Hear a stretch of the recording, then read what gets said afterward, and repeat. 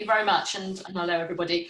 I thought I would sort of very briskly talk about what I thought were the sort of key transition points that I'm most worried about in terms of the effect on students in the last year, and then very briskly sort of a few thoughts about what could be done.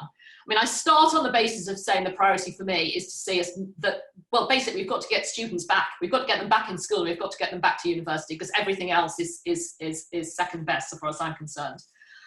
In terms of sort of the key transition points I'm worried about, I mean, I'm worried about that, the very early years into reception, and the lack, and Tilly will know about this far better than I do, but certainly my Ofsted days, I remember that business about kids being school ready or not. So it's, you know, can they go to the toilet on their own? And can they sit and listen to a story? Can they hold a pencil? Can they eat together? Can they play together? There'll be a group who we've lost, and there's time to, we've got to make up 6 months that we've lost there, and they will have gone backwards, not forwards to a certain extent. I think there's year 6 going into transitioning into year 7, and I just feel, I mean, actually my heart goes out when I think about, because that summer term in year 6 is so special, and it's so a sort of handing them on to the next people. So with the school play and the trips and the sort of community moving on to the next stage, I think secondary schools, year 7 teachers and leaders are going to have to think really hard about how they collect together that group of children who have lost something very, very special, I think. I think the year 11s, but this year's year 11s and next year's year 11s really worry me, because I think there's that peak of education that heads towards GCSEs, and instead of being the end of 5 years that is an end point for many children, it's now a vacuum. I think there's a lack of advice for the next stage, there's a lack of readiness. I'm particularly worried about kids who, and we all know them. I mean, I was only a teacher for 4 years, but if I think back to those children, you know, in the end, post mocks absolutely cram and make that big jump, particularly boys, I'm afraid. I mean, I hope it's changed a bit, but I bet it hasn't changed that much. There'll be a group there who really will be disadvantaged about losing that final push. And I think the same for next year's year 11s, who have obviously effectively lost 6 months.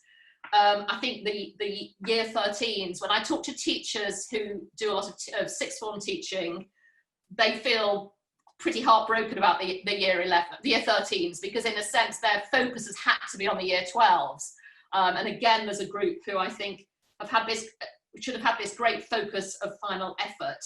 And I am particularly worried in terms of the year 13s going into university and what will happen on admissions and offers. And everything I have heard recently in terms of the Ofqual statistical model, I think is going to disadvantage the sort of students at poor schools who actually should be getting good results. Their offers will have been, you know, there's a danger that either the offers haven't been put in to Ofqual at a high enough level, or the school results over recent years mean that the Ofqual model will not give sufficient attention to those pupils. And I think universities are going to have to be really, really mindful of that and wake up to what's going to happen.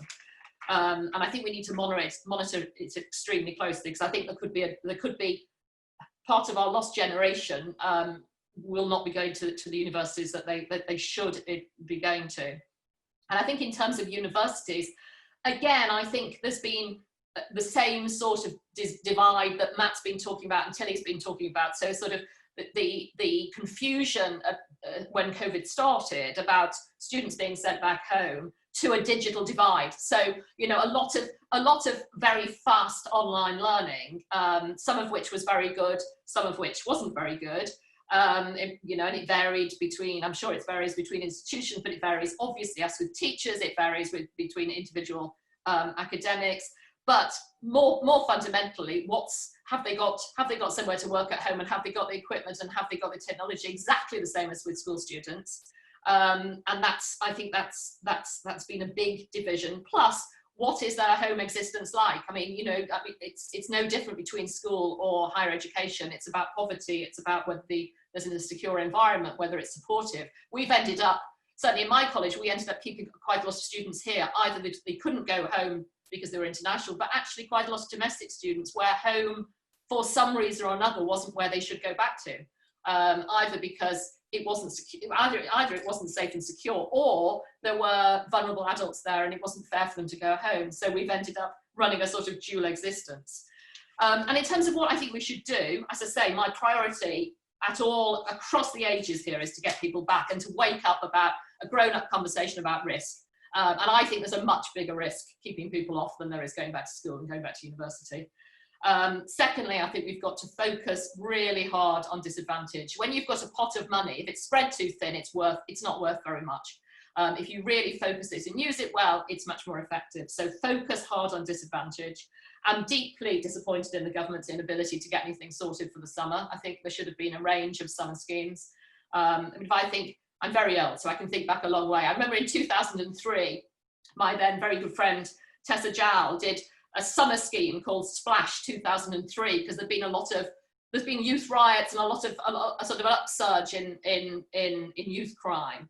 And it wasn't delivered through the DFE, it was delivered, it wasn't run by teachers, it was funding, and it was youth workers and a variety of other people coming together. And I think the inability to wake up and do something like that over the summer has been hopeless.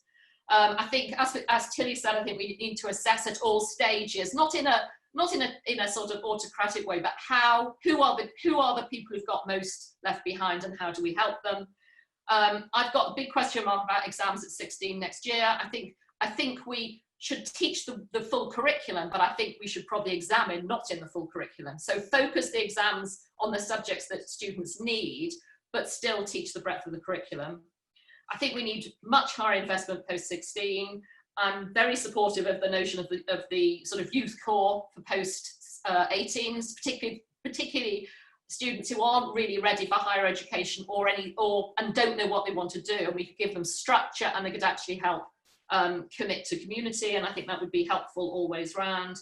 And in terms of universities, as I said, there needs to be a focus on admissions so that we are taking account of the schools properly that kids are coming from. There needs to be proper support for disadvantaged students, both digital but wider than that, and a focus too on mental health and flexibility.